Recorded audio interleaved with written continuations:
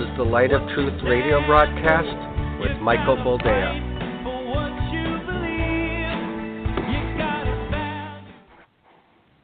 All right. It is my sincere pleasure to welcome you once again to the Light of Truth radio broadcast. I am Michael Boldea, your host, and once more we are live. And needless to say, it has been a very eventful week. We have a lot of ground to cover, and we have your questions to answer. We have, hopefully, 2 Timothy to delve into again, if time allows for it. We have some current events that I'd like to take a peek at because they are relevant. And as Paul was fond of saying, we will do all these things if the Lord permits. Now, right off the bat, I want to get into what happened at Istanbul Airport. It's an airport that I've been to. It's an airport that I've traveled through. And I want to get into it because there are quite a few voices trying to point to the fact that the attack took place in a predominantly Muslim country, and as such, those who perpetrated the attacks, and by association, those they pledged allegiance to, namely ISIS, cannot really be Muslim. All well and good if the attacks had been carried out in the transnational terminal, but let's face it, these attacks were not carried out in the transnational terminal. These attacks were carried out in the international terminal, where chances were greatest that international travelers would be injured or killed. Now, the question that ought to be at the forefront of everyone's mind, the question that too few are asking, is how exactly did these 3 men get weapons and suicide vests past security in the 11th largest airport in the world? How exactly did not 1, not 2, but 3 men get past the screening process in the international terminal and carry out their attacks? Apparently nobody wants to think about this.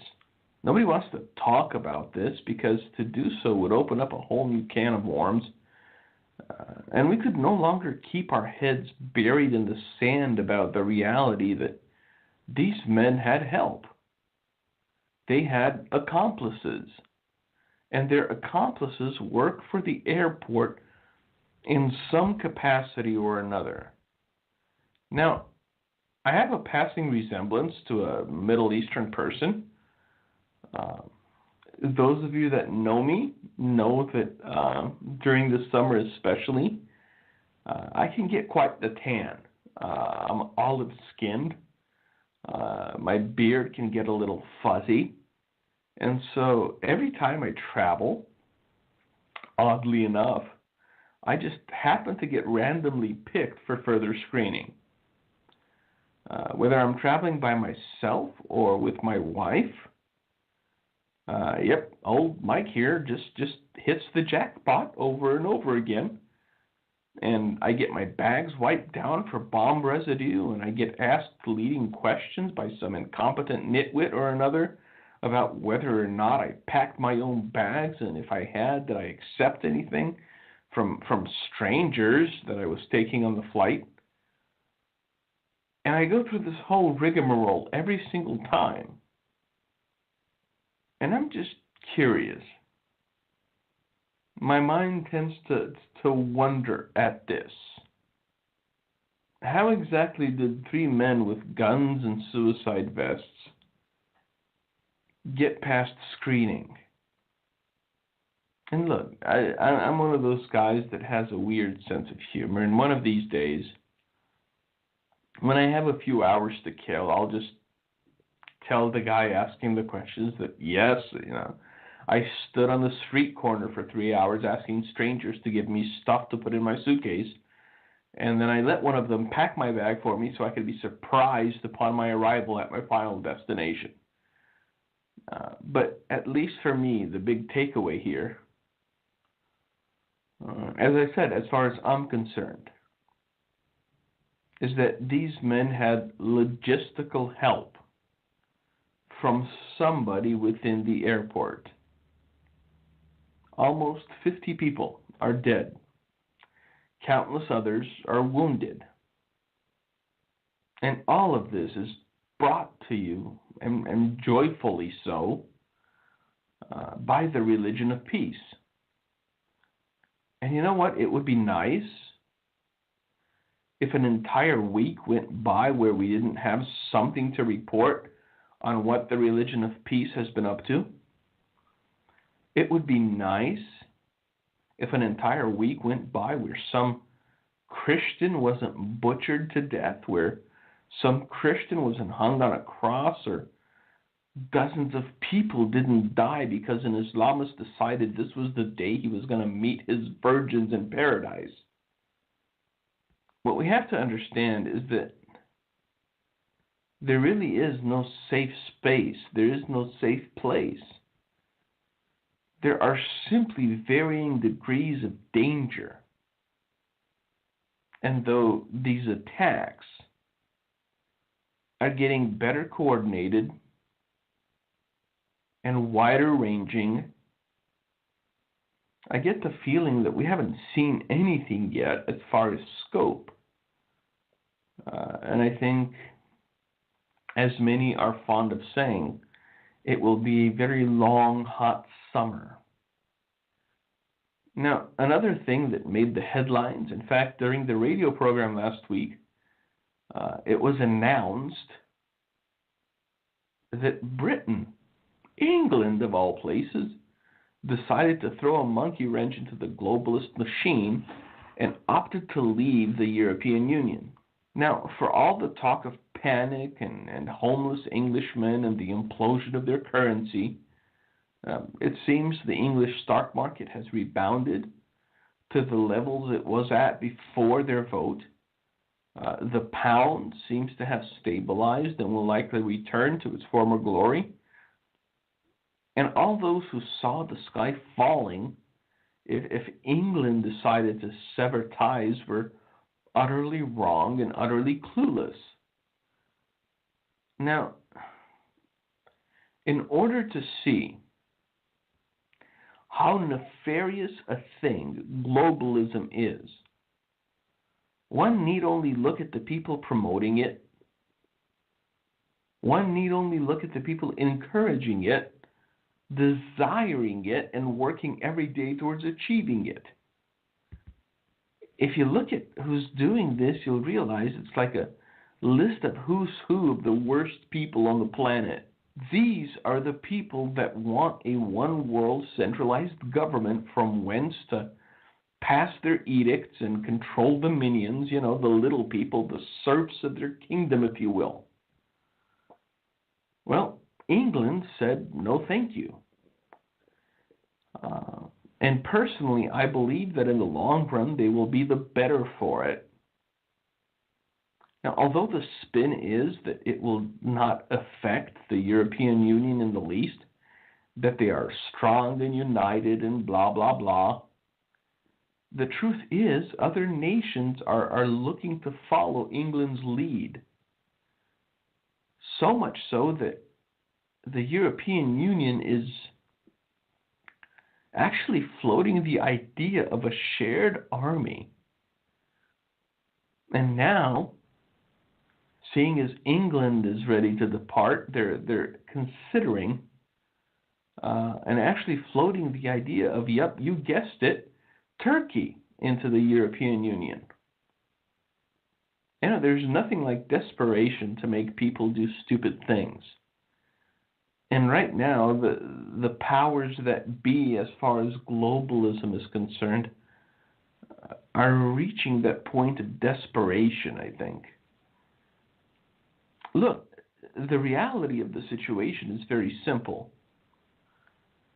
the more big money countries there are who exit the European Union, the greater the burden on the remaining big money countries. Until finally the citizenry will rise up and take a stand like England did. Look, the average Joe actually had a voice in this. The average Joe actually went out and voted, and they actually did something that surprised the analysts, that surprised conventional thinking, that surprised those who wouldn't have in a million years believed that there were still enough people in England that prized their traditions, that prized their national ideology, to remove England from the European Union. Now, I don't care who you are. There isn't a country anywhere in the world that can indefinitely bankroll the whole of Europe, especially with millions of migrants pouring in every single year. It just can't happen. This little house of cards is going to crumble sooner or later. And those who are waiting in the wings, biding their time, those who see the opportunity, those who see the power vacuum, will pounce on it like a lion on a wounded antelope. So why talk about this? Well, because I do not believe that just because we know how things will turn out in the end, we should do nothing. I don't believe that just because we know how things will turn out in the end, we should stop fighting. I don't believe that just because we know how things will turn out in the end, we should stop resisting the darkness or standing for truth or declaring the name of Jesus. Personally, I believe it's a cop-out to say, oh, well, it's the way things have to be before Jesus returns, so what's the point of trying to do anything about it? Well, the point is this: we see through a glass darkly. You see through a glass darkly. I see through a glass darkly. And what we see is unclear. But what God commanded us to do is very clear indeed. God never said we could check out. God never said we could go on vacation and let the world go to hell in a handbasket. God never said we had the option of keeping silent about the murder of innocents and about the desecration of the sacred, because it would keep the heat off of us for a little while. God commanded us to be holy even in the face of overwhelming odds, even when it will cost us everything, even when no one else is standing beside us. We're so quick to give ourselves outs. We're so quick to justify our indifference. We're so quick to justify our apathy. We're so quick to justify our distractedness. Well, what's the point? Jesus wins in the end. I agree, Jesus wins in the end, but there's a lot of ground to cover between now and then. There's a lot of battles to be fought between now and then. There are many who will turn their backs on Jesus between now and then. There are many who will be deceived between now and then. There are many who will die martyrs' deaths between now and then. So to be flippant and say Jesus wins in the end, well, that's just childish to me. I know that I will one day die. The knowledge of my death does not compel me not to live. Does that make sense? On the contrary, it compels me to live my life to the fullest, to treat each day as though it were my last, to labor and to strive, to teach, to write, to do everything I can, and everything that is in my power to do, because I know there is an end to this physical form. The knowledge of a thing shouldn't compel indifference. The knowledge of a thing should compel action. Not to belabor the point, but just because you know how the story ends doesn't mean you have no responsibility or duty towards God during your time here on earth. I'm sorry, the people teaching this are teaching lies. 1 Peter chapter 1, verses 17 through 19 is very clear. And if you call on the Father, who without partiality judges according to each one's work, conduct yourselves throughout the time of your sojourning here on earth in fear, knowing that you were not redeemed with corruptible things like silver or gold from your aimless conduct received by tradition from your fathers, but by the precious blood of Christ, as of a lamb without blemish and without spot. Well, that sounds a whole lot like work salvation to me, preacher. It just sounds like gospel to me. If you believe that you bear no responsibility or duty once you are saved, then you believe a lie and you were taught a lie. If you believe that it is not incumbent upon you to conduct yourself in fear throughout your journey here on earth, you believe a lie and you were taught a lie. It's just the way it is, and there's no way around it. We need to stop quoting the verses about being a chosen generation and a royal priesthood and a holy nation, and actually start being that chosen generation. Actually start being that royal priesthood, and yes, that holy nation. What Peter is referencing there is a nation within a nation, a light in the darkness, those who would proclaim the praises of Him, those who were called out of the darkness into His marvelous light.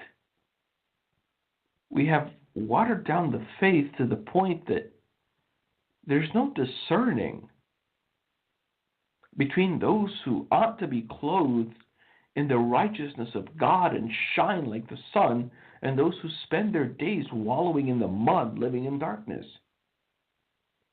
Why do we disregard so much of the Bible nowadays? Why do we take it upon ourselves to carve out idols that suit our flesh and that encourage us to licentiousness when we know the vanity of such practices? Just listen to these words and tell me that they say something different than what they say. 1 Peter, again, 2, verses 11 and 12. Beloved, I beg you, as sojourners and pilgrims, abstain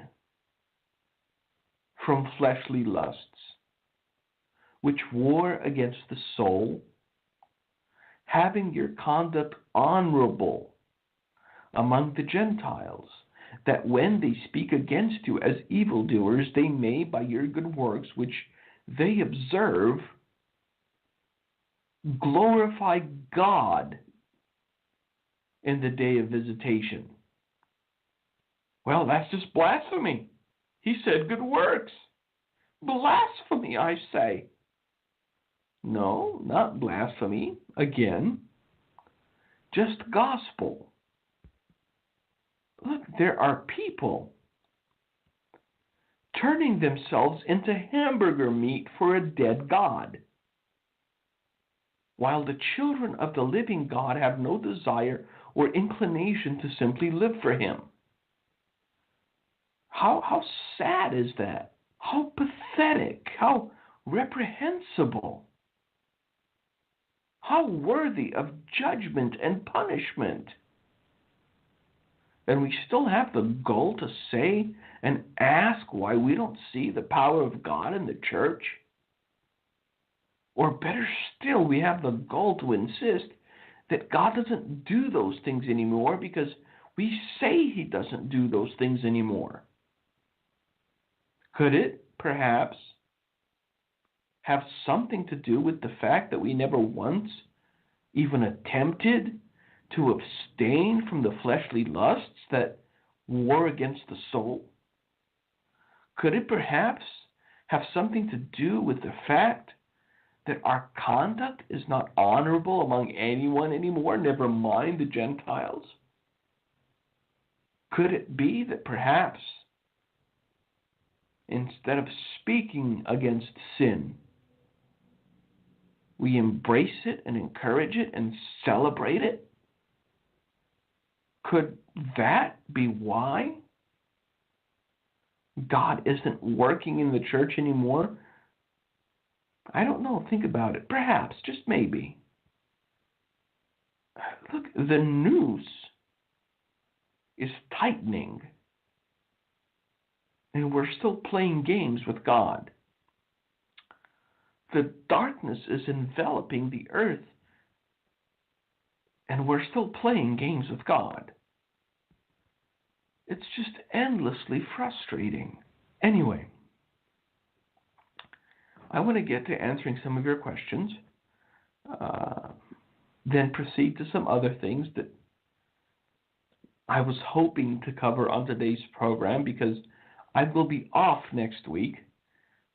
So I'm going to try to pack 2 weeks' worth of programming into this one program. Now, our first question comes from Samuel. Let's see. Okay. Our first question comes from Samuel. And it says this: I thought you were different than the other preachers, but I realized you were not. Okay. How can you charge almost $20 for your book when the Bible says, freely you receive, freely you shall give? Okay, well, I can charge almost $20 for my book because my name is not Jeff Bezos and I don't own Amazon.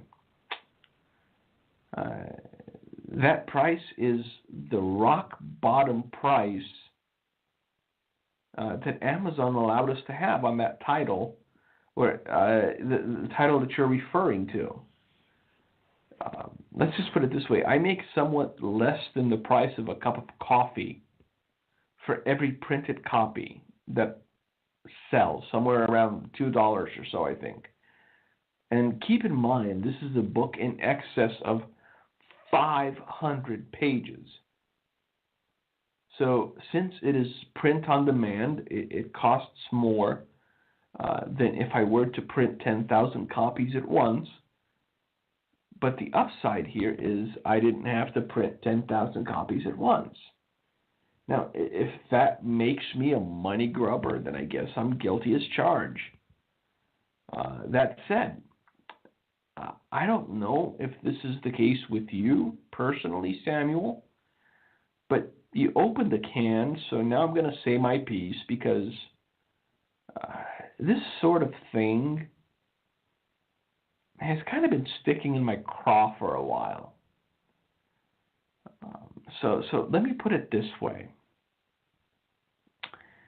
If you paid $300 for a face tattoo that says "Inked for Jesus,"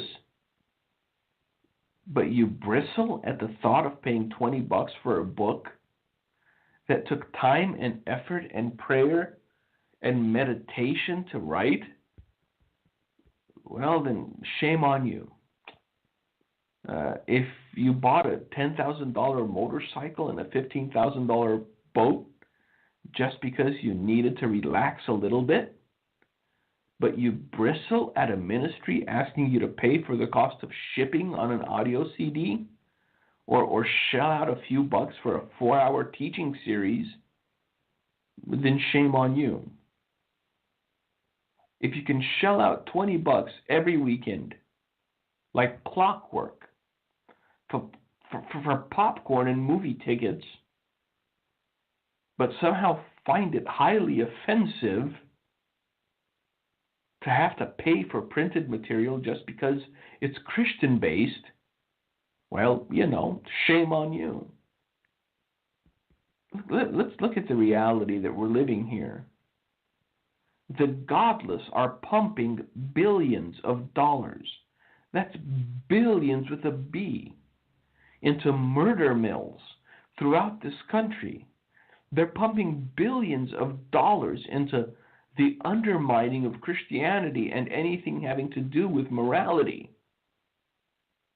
And here's the church, all aflutter because someone has the goal to ask them for the printing cost of a 500-page tome. Like I said, it just sticks in my craw. And you know what, Samuel? If you really can't afford the $20, send me your address and I'll send you a book. But don't presume to know my heart simply because there's a price tag on the books I write. Why is it that today's Christian finds every conceivable way possible to do the least, to give the least, and to put in as little time as humanly possible for the things of God? I'm sorry, that's not a relationship. That's being a gold digger who just wants the benefits without putting any effort in. And I'm sorry to break the news, that's not real Christianity. That's not intimacy. That's not a real relationship. Anyway, on to our next question, which comes from Maxine. And Maxine's question says as follows. Dear Brother Michael, I listen to all your broadcasts, and I know that you are a true believer and follower of the Messiah, Yeshua, Jesus Christ. You are also very humble, loving, and tell the truth the way it needs to be told. My question is regarding the RFID chip being put in all cards. As I am debt-free, God bless you, good for you, that's awesome. Debt-free is where you want to be. I only use my debit card, and it's going to be replaced with one having the chip. I have credit cards but never activated them after they were replaced, as I'm not feeling at peace about using them. My financial institution said I could use my checks or cash, but as we all know, and maybe not all, but eventually those forms of payment won't be acceptable either. The Word of God says in Revelation 13:16 through 18, He causes all, both small and great, and rich and poor, free men and slave, to receive a mark on their right hand or in their foreheads, that no one may buy or sell except one who has the mark of the name of the beast or the number of his name. Here is wisdom. Let him who has understanding calculate the number of the beast, for it is the number of a man. His number is 666.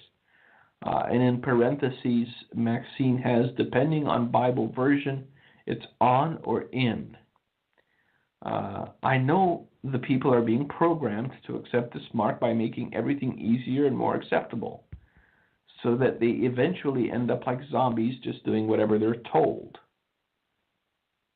My question is it sin or unfaithfulness, or just plain sin towards our Creator and Savior, Yeshua Jesus Christ, to use these cards? It seems to me that just using them is akin to spiritually taking the mark on in our right hands, foreheads, as we think with our minds and use our hands to carry out the action. Some people have no hands or no use of their hands.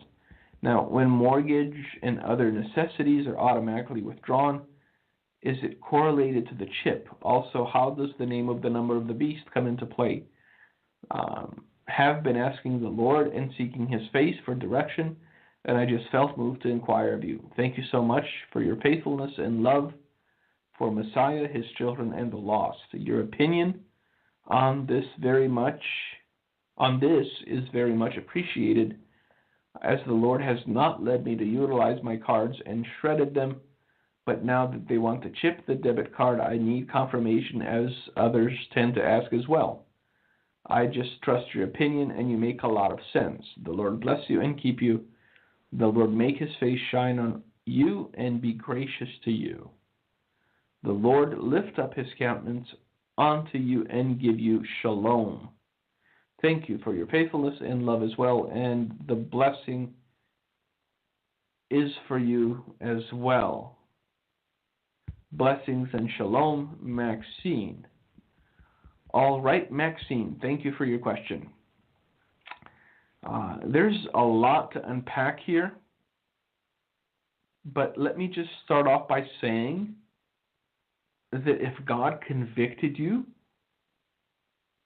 and put it on your heart not to use credit cards with RFID chips in them, then you shouldn't use credit cards with RFID chips in them. That said, when it comes to the mark of the beast, biblically speaking, it will not be a hidden thing. It will not be something that gets sprung on believers, then after the fact they realize what it was. When men take the mark on their hand or in their forehead, they will be doing so with the explicit knowledge that what they are doing is separating them from the love of God. That in essence they are forfeiting their birthright for the ability to buy and sell in this present world. Now, throughout the years, people have guessed at what the mark could be. I remember some people floating the idea that the mark of the beast is one's social security number.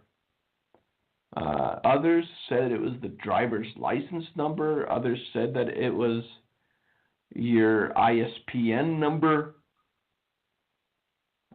Others still that it was their passport numbers, and on and on. Now, as I said, the big takeaway here is that you won't get tricked into it, only to later realize what it was. Men will knowingly take it. They will be aware of what it is, what it does, and what the consequences of taking it will be. Please understand that when the Bible speaks of deceiving within the context of the beast and the mark thereof, it is not referring to the mark itself, but rather he will deceive by signs, performing great signs, even making fire to come down from heaven on the earth in the sight of men. So the mark itself will not be deceptive in nature. It is because mankind will have been deceived into worshiping the beast that they will willingly take the mark upon themselves. The key here is Revelation 13:8. And Revelation 13:8 says as follows: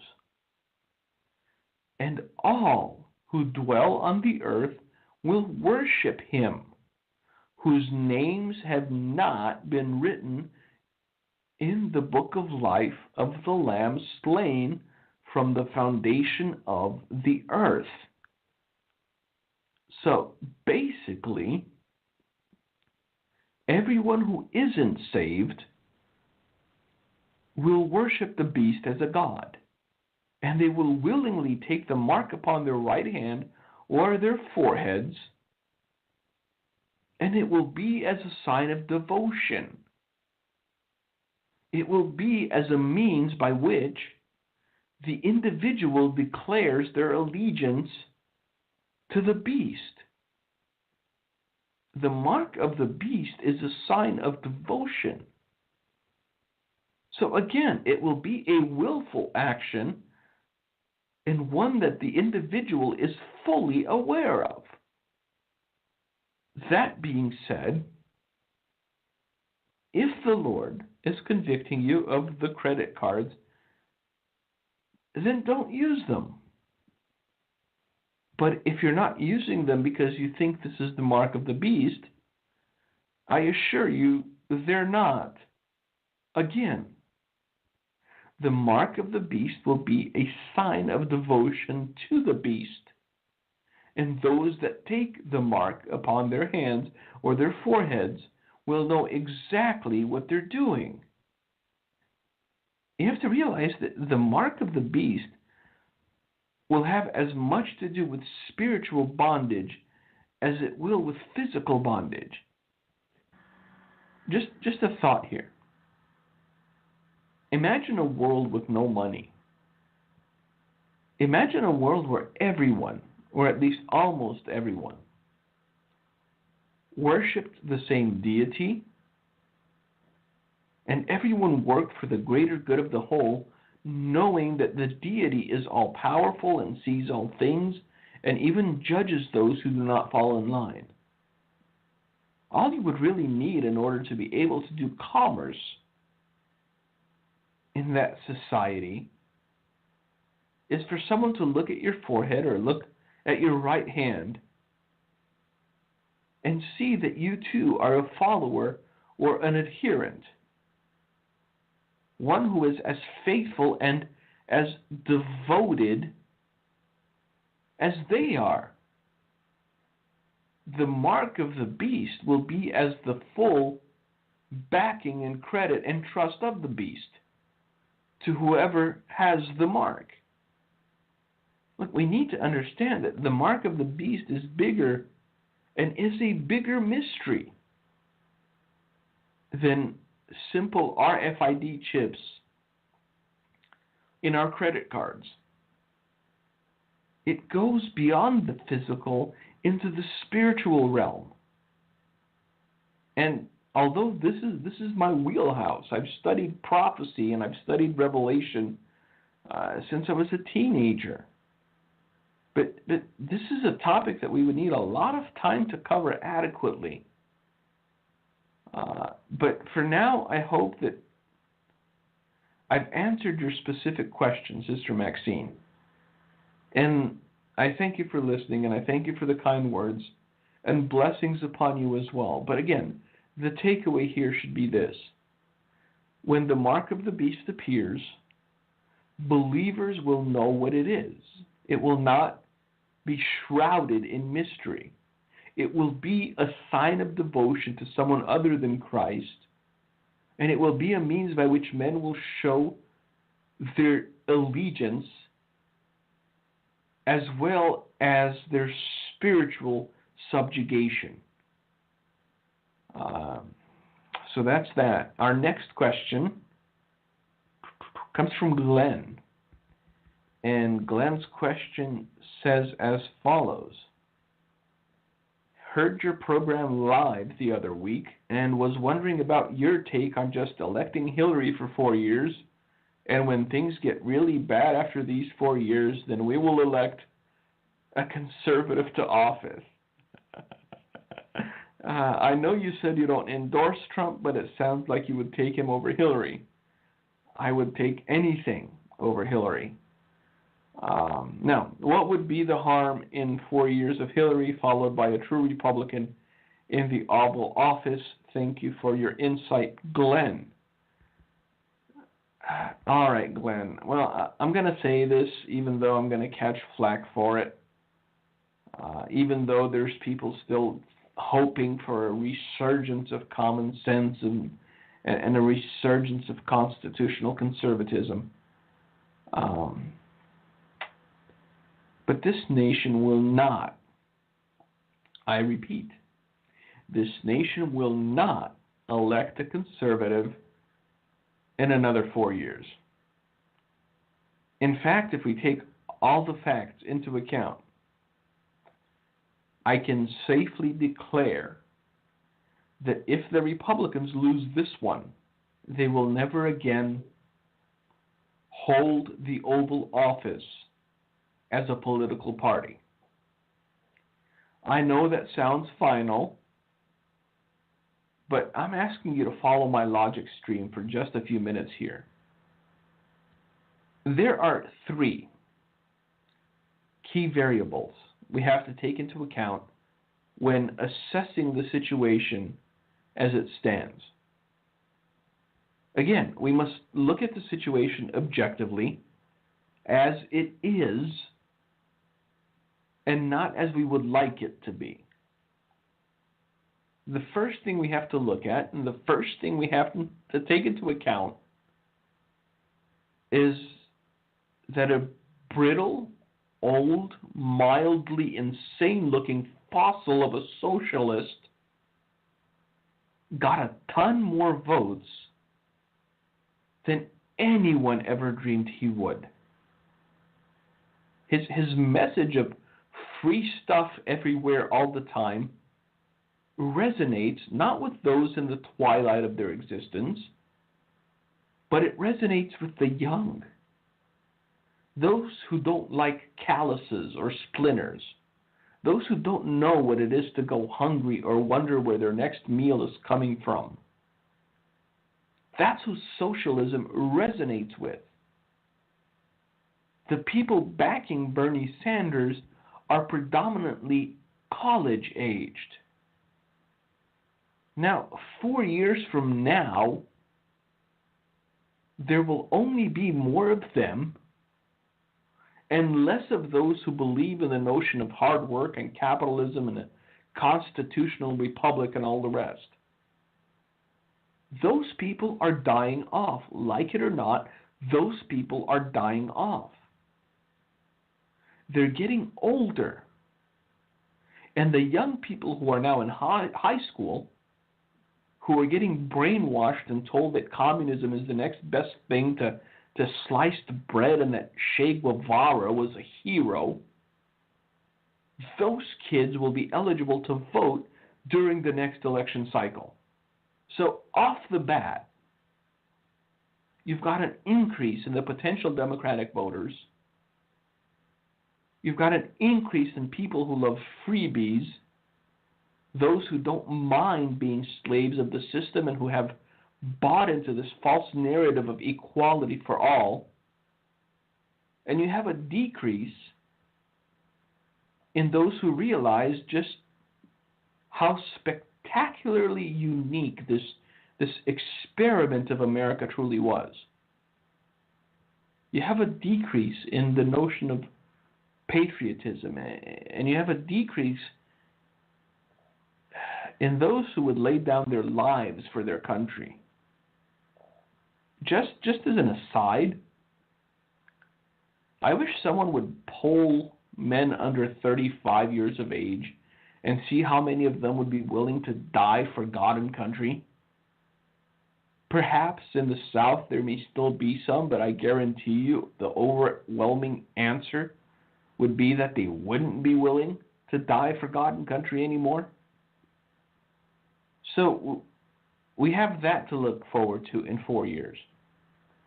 Again, a decrease in people who value this nation as it once was, and an increase in those who don't really care as long as they get their freebies. Now, throw in the millions of illegal aliens currently in this country whom the Democratic Party is feverishly trying to legalize, document, and make honorary citizens so they can vote, and the picture is very clear. They may not get it done in time for this election, but I guarantee you, come 2020, a few million more American citizens will be walking around waiting to thank the party that gave them all the privilege in the first place. I know I sound jaded. I do. I really do know that. But again, this is the reality that we have to contend with. And I'm sorry if you find that offensive. So, Glenn, to answer your question, I don't believe that this nation has another 4 years of oxygen if Hillary gets elected. And even if it does, the next president after her will likely be an avowed communist or Marxist because, well, let's face it, they're all the rage nowadays. At the risk of everyone tuning out because I sound like a broken record, the only thing that can turn this nation around is repentance. That's it, nothing else, and no one else. We could try to play the what-if game all we want, but in the end, we're all bound by the same reality we're living. Now, our next question comes from Neela, and it says thus. Dear Brother Michael, I listened a couple of days ago to Hagman and Hadman that you spoke on a couple of weeks ago. Actually, it was a few months ago. Maybe they replayed it. And at the end, they asked you about the coming persecution to America. I'm paraphrasing. You said that it won't be gradual, but that it would come on quickly. I was wondering about this being a topic for Thursday. I got the question late, so no. As there might be new listeners who are not aware. God bless you and thank you for all you do. Neela, first off, thank you for the kind words. Thank you for listening. We may actually do an entire program on coming persecution sometime soon, but I want to put this in a way that is easily understood, and I'm going to make it real short because we've only got a few minutes left. But shortly before flying back to Romania, I took my daughter to one of those indoor water parks that Wisconsin's famous for. In the water park, there was this contraption that was pretty much a bucket on a swivel that was tilted. And water dripped into it slowly enough until finally, when enough water had accumulated, it would just flip over and pour out its contents. That's how I envision the persecution that is coming to America. It will be a slow drip until they amass enough power, until all the pieces are in place, and once terminal velocity, for lack of a better term, is reached, they will have no reason to hold back.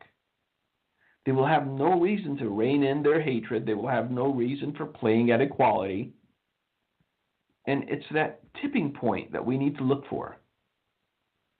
And once we're able to identify it, we will know exactly when persecution will be unleashed. Now, the reason that it cannot be gradual, the reason the enemy cannot wait, is because he knows his time is limited. He knows he's on the clock, as it were, and he wants to do as much damage and wreak as much chaos and havoc as he's able to during the time that he has left. Look, if you think that the devil plans on pulling punches, you're sadly mistaken. He has no intention of doing anything less than devouring all who are not equipped, all who are not armored up, all who lean on the arm of the flesh and their own understanding in regards to the last days. As I said, we may get into this topic at a later date, as there is a lot here to delve into, and there are many avenues to explore, but for now, at least in broad strokes, I hope I've answered the question, and I know there really wasn't a question, but a suggestion of a topic for a later program. So, look, the devil's not timid. The devil isn't double-minded. His focus isn't divided, and he's not going to get distracted. If we believe the devil to be an easy foe to conquer, then we don't know our enemy. And one of the surest ways to lose a war is to underestimate your enemy in said war. Like, many a believer has gotten wounded or worse because they underestimated the wiles of the devil, and because they were not prepared for the barrage of fiery arrows that came their way. They played with fire thinking they would never get burnt until the fire utterly consumed them. They played with sin without ever thinking they'd get felled, and now all that's left of them is a tattered testimony and a YouTube video of them crying and carrying on about having sinned. We underestimate the enemy at our own peril. And the Word of God is very clear as to what our position ought to be regarding the enemy and all his nefarious plans. Look, take the devil seriously. Understand that it is only by the power of God that you are not felled. It is only by the power of God that the devil is repelled. It is only by the Spirit of God residing inside you that the devil is beaten back and kept from devouring you entirely. And I just looked at my time and I see we have about a minute left. So we're not even going to get into Timothy today. I apologize to all of you who came on expecting that, but I'm going to turn it over to Gino. As I said, next week I will be off, but I will see you here in 14 days. We will be live once more, and I'll still be in Romania, and it will still be 2 a.m. God bless you, everyone, and thank you for joining. All right. Thank you, Michael. You also had another question, but we'll have you address it in 2 weeks. Someone called and asked a question. But either way, we want to thank everyone for listening to the Light of Truth broadcast. If you have a question for Mike, just email lightoftruth@handofhelp.com. We pray you all have a great night. Many people are enjoying the show, so thank you, and keep tuning in each week. God bless.